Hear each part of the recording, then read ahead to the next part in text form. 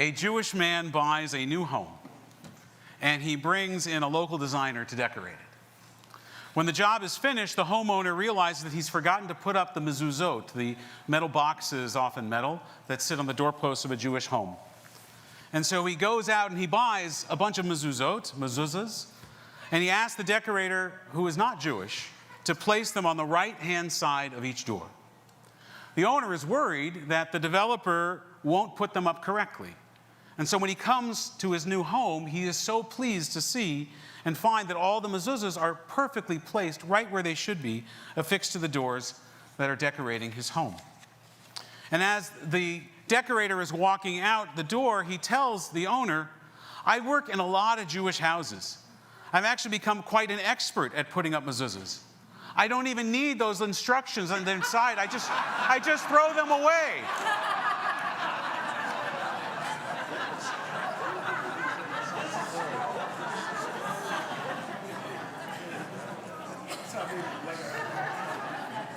If somebody next to you is not laughing, please explain that to them after the service. For the past number of weeks, I have been thinking a lot about mezuzot, which is the proper plural for mezuzah, the hand-size amulet that is affixed to the doorframe of a Jewish home. My ruminations on the lonely mezuzah, leaning as it does, angled toward the entry of the home, took me a bit by surprise, as the object is so ubiquitous in my daily life that more often than not, I honestly fail to notice it, which is, in fact, a practice that is in direct contradiction to the intention of its purpose as a mezuzah, as a doorpost ornament or prayer.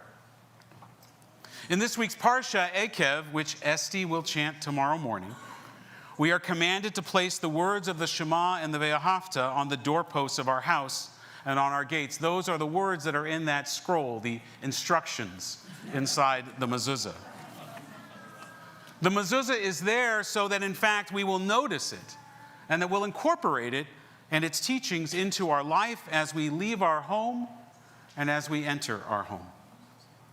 One of the reasons that I've been thinking a lot about the mezuzah is because, as anyone who has ever been in a home weeks before a B'nai Mitzvah will know, our daughter has been practicing chanting her Torah portion at nearly every waking moment.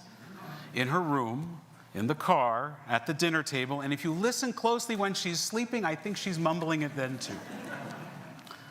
And I know these words have resonated with Esti because after studying her parsha, she asked us a few months ago to hang a mezuzah on the bedroom door, her bedroom door. That she noticed one was missing was the very essence of the teaching and a victory for Jewish education. Thank you, Jen Jaffe, the head of our religious school. Now, to be clear, in our house, we have a mezuzah on our front door and on our bedroom doors, but at some point in the painting or the moving or the whatever, we missed Esti's door and it wasn't there until she asked. We didn't notice it missing until she asked because she had really studied its meaning, and that I was reminded then that I needed to put one back up, and so we did. But that soundtrack of Esti chanting, Uchtavtam al mezuzot beitecha uvisharecha, serves as a background music for two more challenging encounters with mezuzot this past month. When Vice President Harris was elevated to the Democratic candidate for president, I was reminded of a story that I had read about my colleague, Rabbi Peter Berg, of the Hebrew Benevolent Congregation, also known as the Temple, in Atlanta, Georgia, which loaned a historic mezuzah that had survived the bombing of that temple, of that synagogue in the 1960s during the Civil Rights Movement, to the vice president and her Jewish husband, Doug Emhoff. Shortly after Harris and Emhoff moved into the official vice president's residence, which is the Naval Observatory, Rabbi Berg led a private ceremony where he guided the second gentleman in installing the first mezuzah on the home. Harris, being a candidate for president, raises the possibility that there might someday be a mezuzah on the front door of the White House. Now, what that says about the acceptance of Jews in politics, of course, is not the full story. For those that follow this election with the same attention and passion as you may follow your favorite passionate professional sports team, you'll note the anti-Semitism and double standard that was revealed when Josh Shapiro, the governor of Pennsylvania, who is Jewish, was on the short list as Harris's potential running mate. I'll leave the discussion of that situation for political pundits and not for a sermon, but it's worth noting. But the not yet realized mezuzah on the White House door is not my immediate concern.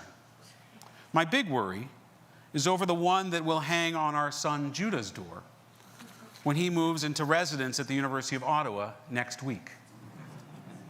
Yeah, there's a lot going on in the Mishmask household. We have a bat mitzvah this weekend, and then 3 days later, our oldest Judah is heading off to university. Esty starts high school at King David. And in the midst of all of this, Levi, our middle child, moves into Judah's room, where thankfully there is already a mezuzah and 6 square feet more of floor space.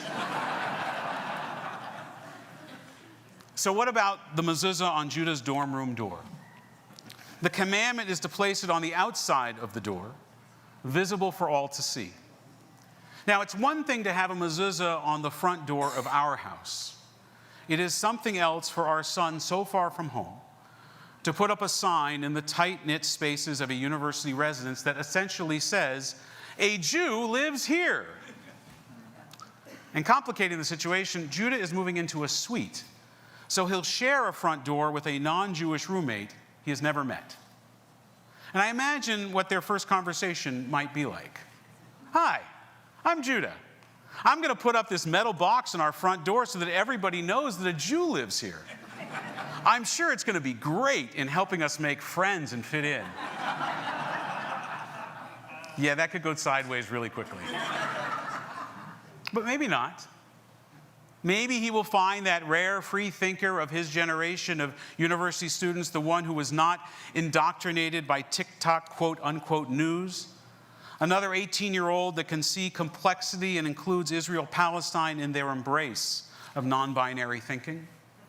Maybe he will find an ally, the silent majority of non-Jews in Canada that are appalled at the anti-Semitism that is flourishing in our streets and on our campuses, and is courageous enough to say and do something about it, like hang a sign on their door that says, "A Jew lives here," and mean it to be a statement of solidarity rather than a call to arms. I hope so. But I am not willing to bet, or am I willing to bet, our son's physical and emotional safety on it. Would you? And still, I know Judah, and you know him too. He's a proud Jew, a King David grad, raised in this community, a Zionist, a Jewish youth movement leader. He wants that mezuzah on his door. And one of the lessons I am learning as we enter this new phase of parenthood is that this is his decision. Thousands of miles away, and more than a decade removed from when he would do whatever his parents told him to do, at least a decade, he's going to choose his own path. But Judah's dilemma is one that I have heard many times since October 7th, in a variety of ways. I know many of you have struggled with it too because you have talked about it with me.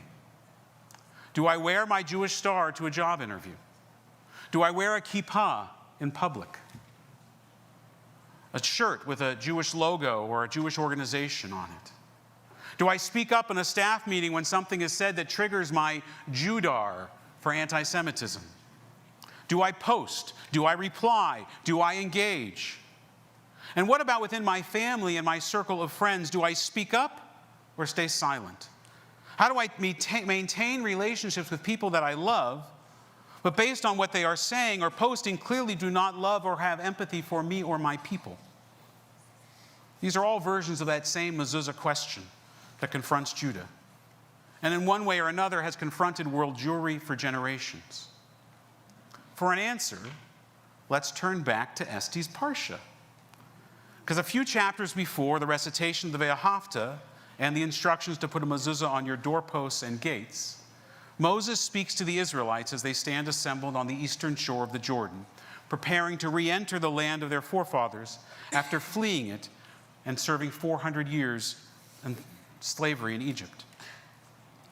And so Moses says to the Israelites, "V'zacharta et kol haderech asher holcha Adonai Elohecha." Remember the long way that God has made you travel in the wilderness these past 40 years. in order to test you by hardships, to learn what was in your heart, whether you would keep the divine commandments or not keep them. The challenge, the test, is the formation of Jewish character. It's the formation of Jewish identity. That's what tests do. Just as our own personal values and characters are shaped by our own successes, not by our own successes, but by our struggles, and indeed at times our failings. That's what forms and shapes us. The idea that God tests us, what our tradition calls Yisurin shel Ahava, chastisements of love, is actually a theology long ago rejected by Jewish scholars. Maimonides said God doesn't test us.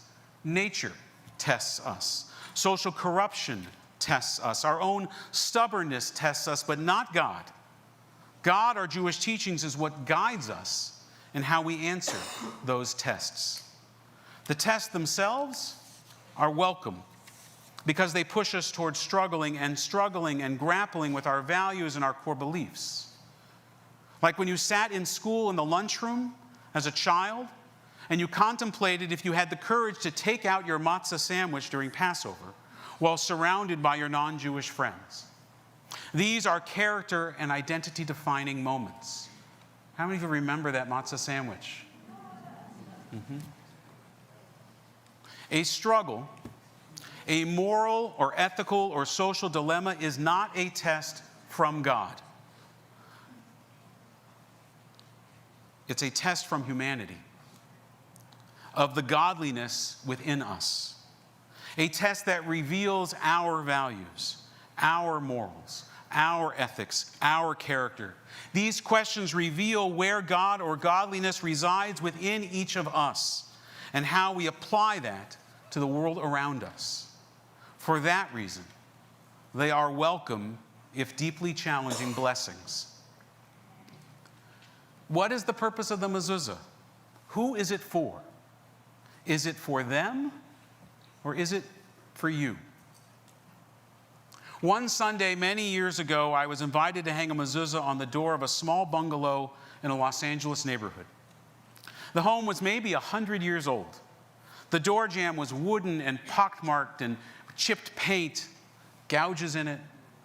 And as I went to take a hammer and a nail to tap in the mezuzah on that door frame in its usual spot, I noticed a loose piece of the door frame molding. And so I pried it away with my fingers. And revealed beneath that was a hidden void. And inside that void were the instructions. Was the scroll, the cloth, the prayer that sits inside the mezuzah. The very words that Esty will chant tomorrow morning. The mezuzah was already there, hidden from the sight of others, but not hidden from the heart and the prayers of the Jewish family that once lived in that home. And here's the lesson. Here's the lesson. We don't hang it for them. We hang it for ourselves. We hang it for us. Why ever and whenever the previous Jewish owner of that home chose to conceal that mezuzah, they had a good reason to do so. And decades later, we are still here to tell the story, maybe because of that good reason and because they did so. Jewish pride, yes, but Jewish wisdom too. A Yiddish cup, as my grandparents would say. How does a people serve every conceivable attempt to destroy us?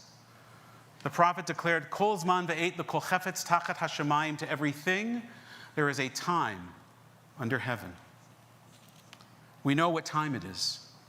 We have been here before. And then, as before, our wisdom and our creativity in how we answer these tests of this moment will define and determine our future and reveal our character. I don't know if Judah will or should hang that mezuzah on his sweet door in the hallway for all to see, or on his bedroom door.